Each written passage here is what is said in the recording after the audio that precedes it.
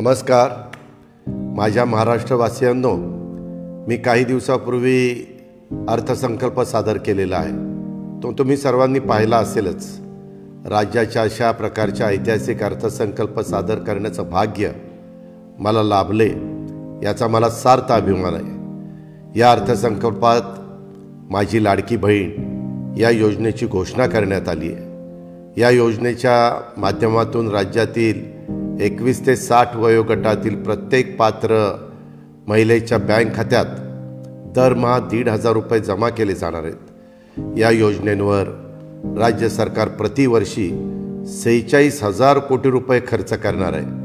आजवर आपण पाहत आलोय की प्रत्येक कुटुंबातील आई स्वतःवरील खर्च शक्य तितकी काटकसर करते, पण आपल्या मुलाबाळांना काही एक कमी पडणार नाही याची काळजी ती घेते.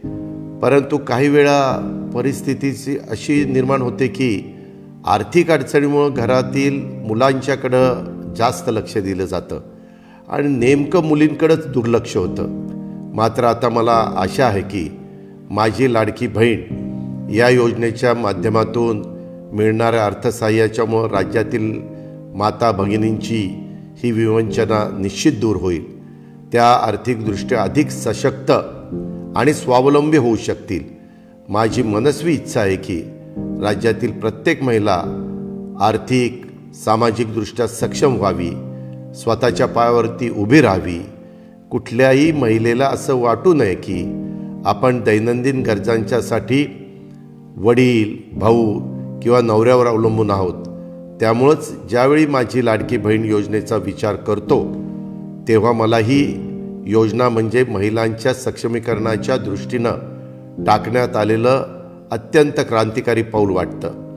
आमच्या सरकारने आपल्या अनुभवाच्या जोरावर हे अशक्य वाटणारं काम शक्य करून दाखवलेलं आहे. एवढेच नाही तर राज्यातील माता भगिनींनी पुरुषांच्या तुलनेत कुठेही मागं राहणार नाहीत हे सुनिश्चित करण्यासाठी इतर अनेक पावलं उचलण्यात आलेली आहेत.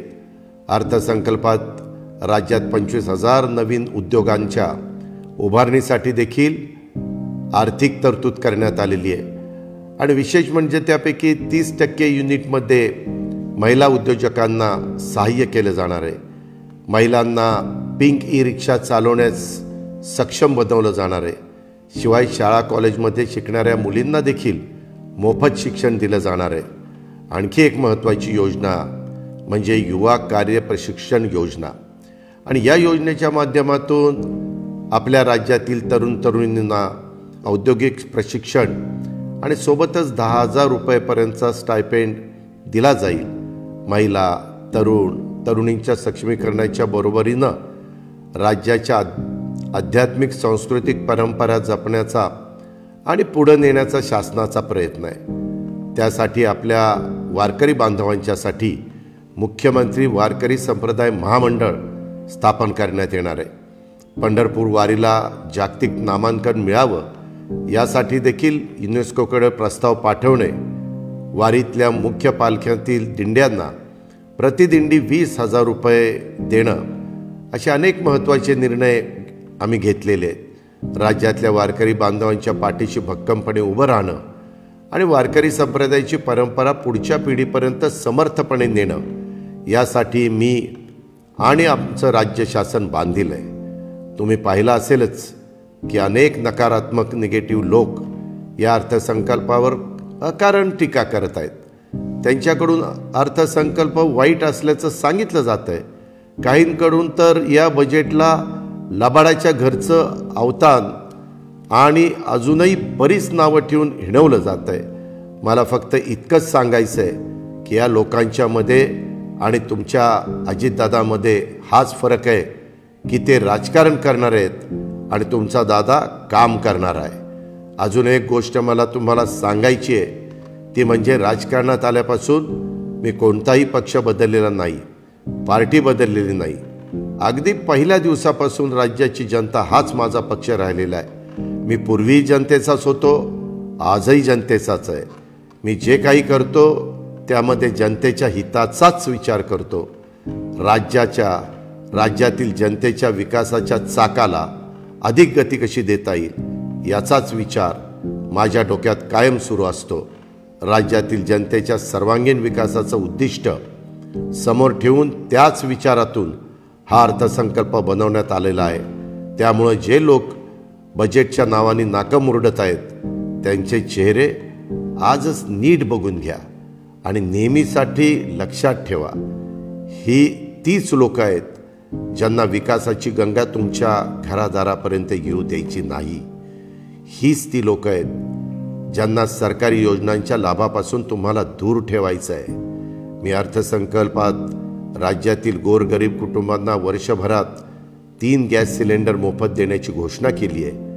त्या बदल्यात मला शिव्या शाप मिळत आहेत. माझा दोष फक्त इतकाच की मी शेतकऱ्यांची दुःख आणि वेदना समजून घेतल्या आणि सरकारी योजनांच्या माध्यमातून त्यांच्या दुःखावर फुंकर घालण्याचा प्रयत्न केला.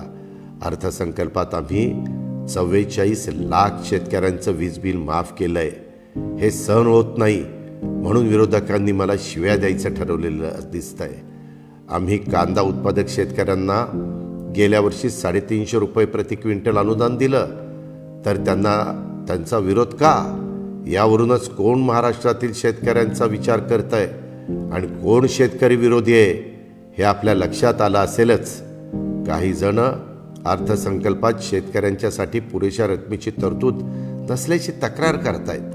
मी जेव्हा अर्थसंकल्प सादर करत होतो त्यावेळेस बहुतेक ही लोक झोपलेले असावेत. आम्ही दूध उत्पादकांच्यासाठी प्रति लिटर 5 रुपये अनुदान जाहीर केलं आणि या लोकांना त्यांची खबरबात देखील नाही. आम्ही कापूस आणि सोयाबीन उत्पादक शेतकऱ्यांच्यासाठी हेक्टरी 5,000 रुपये बोनस जाहीर केला. धान उत्पादक शेतकऱ्यांच्यासाठी हेक्टरी 20,000 रुपयाचा बोनस त्या ठिकाणी दिला जातोय. इतकं सगळं करून देखील हे लोक आम्ही काहीच केलं नसल्याची बोंबा मारतायत. त्यात तथ्य नाही. अर्थसंकल्प ग्रामीण भागावर विशेष लक्ष देणारा आहे, पण माझ्या विरोधकांना त्यांचं काय राज्याच्या विकासाशी यांचं काही देणं घेणं नाही आहे. त्यांना फक्त राजकारण करायचं आहे. गावगाड्यातील रस्त्यांच्या बांधकामासाठी दुरुस्तीसाठी आम्ही 7,600 कोटी रुपयांचा निधी दिला, पण त्यांच्या पोटात दुखायला लागले. गावखेड्यातला माणूस लवकर शहरातनं पोचून तिथलं काम आटपून रात्री जेवणासाठी घरी परत यावा याची व्यवस्था आम्ही करतोय आणि विरोधकांच्या पोटात गळा यायला लागल्यात. येणाऱ्या विधानसभा निवडणुकीसाठी आमचा एकच मुद्दा आहे, तो म्हणजे विकास. विरोधकांच्याकडून तुम्हाला वेगवेगळ्या पद्धतीनं फूस लावण्याचा प्रयत्न केला जाईल, पण तुम्ही मात्र अशा प्रकारच्या घाणेरड्या राजकारणाला अडकू नका. तुम्ही फक्त याकडं लक्ष असू द्या की तुमच्या दारामध्ये विकासाची गंगा कोण घेऊन आलंय, विकासाच्या मुद्द्यावर कोण बोलतंय आणि तुमची कामं कोण करतंय, कुणाचा ट्रॅक रेकॉर्ड आहे काम करण्याचा, काम करून घेण्याचा आणि काम करून दाखवण्याचा. हे लक्षात घ्या. केवळ भाषणबाजी करणाऱ्या नेत्यांपासून जरा जपूनच आणि दूर राहा. जे नेते काम करत आहेत त्यांच्या पाठीशी उभे राहा, त्यांनाच मतदान करा. तुम्हाला आठवत असेल की 2014 साली मी शेतकऱ्यांच्यासाठी कृषी संजीवनी योजना सुरू केली होती. त्यामुळे शेतकऱ्यांचं वीज बिल कमी झालं. सोलापूर पाटबंधारे प्रकल्प, Pune Pimpri Chinchwad metro, Kharadi IT park, Baramati hitech textile park, Kolhapur औद्योगिक क्षेत्र असेल प्रकल्प आणि पुणे पिंपरी चिंचवड बारामती अशा प्रकारच्या अनेक कितीतरी शहरांचा कायापालट कोणी केला हे तुम्हाला माहितीच आहे. अशी एक ना अनेक नावं घेता येतील. कामांची यादी खूप मोठी आहे. ज्यांना आठवत नसेल त्यांनी माहिती घ्यावी की या सर्व विकास कार्याची सुरुवात कोणी केली. या सगळ्यांमध्ये तुम्हाला तुमचा दादाचा वादा बघायला मिळेल याची मला खात्री आहे. राजकारणात आलं म्हणजे विरोध तर होणारच. जो जास्त काम करतो त्याला तर थोडा जास्तच विरोध होतो आणि सहन पण करायला लागतो. म्हणूनच माझ्यावर मधल्या काळामध्ये भ्रष्टाचाराचे खोटे नाटे आरोप केले गेले. माझ्यावरील भ्रष्टाचाराचा एकही आरोप आजपर्यंत सिद्ध झालेला नाही, ना भविष्यात होईल. पण विकासाचं मॉडेल म्हणजेच सर्वसामान्यांच्या प्रमाणे सरकारी योजनांचा लाभ आणि जनतेला दिलेलं बळ सगळ्यांना दिसतंय. या पुढच्या काळात देखील हे असंच दिसत राहील. या विकासाच्या मॉडेलची जी पायाभरणी आम्ही करतोय त्यावर विकसित महाराष्ट्राच्या उभारणीचं स्वप्न साकार होईल. या कार्यासाठी मला राज्यातील 13 कोटी जनतेची साथ हवी आहे. तेव्हा माझी सर्वांना विनंती आहे की प्रगत आणि विकसित महाराष्ट्राच्या निर्मितीसाठी आमच्या सोबत या आणि आमचे हात बळकट करा. सर्वांचे पुन्हा एकदा आभार. धन्यवाद. जय हिंद, जय महाराष्ट्र. आमची व्हिडिओ बातमी आवडल्यास लाईक, शेअर आणि समांतर चॅनलला सबस्क्राईब करायला विसरू नका.